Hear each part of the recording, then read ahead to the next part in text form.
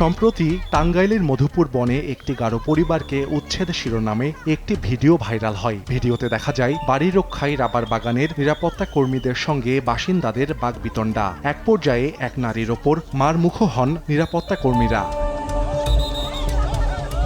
ভুক্তভোগী পরিবার ও এলাকাবাসী জানান, বনের কালাপাহাড় এলাকায় একটি গারো পরিবার নতুন করে ঘর তোলার চেষ্টা করে।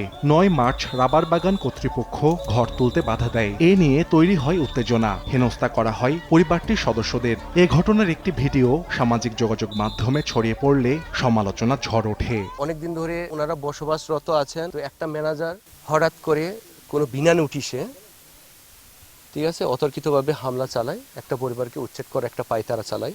বড় অঙ্কের টাকা আবদার করেছে, সে টাকা দিতে পারে নাই বিধায় এ আমাদের প্রতিচ্ছেদ ঘটনা ঘটেছে। দেখাতে পারে নাই যে আদিবাসীরা বন ধ্বংস করে খেয়েছে। পাতা বেশা 10,000 টাকা 1 লাখ এরকম নিব না নেওয়ার পরে ওরা আমারে হামলা দিয়া অফিস থেকে লোকজন নিয়ে আমার ঘর বাড়ি বলছে। ধাক্কা মারলো, ধাক্কা পরে আমার গামছা দিয়া ধাক্কা মেরে আমার মারবার চাইছিল। পরে আমি আবার নাঠি নিয়ে উঠছি। হ্যাঁ, তুমি করে কে হুকুম দিছে, কে তুমি করে এত এত পাওয়ার দিছে।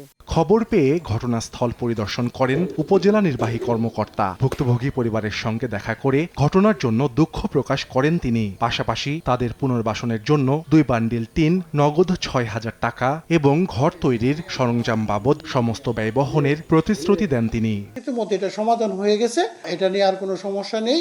তারা তাদের বক্তব্য আপনি নিতে পারেন, আসলে তারা যেভাবে আছে সেভাবেই থাকবে। ভুক্তভোগী পরিবারটি ওই এলাকায় গত 8 বছর ধরে বসবাস করে। সময় সংবাদ, টাঙ্গাইল।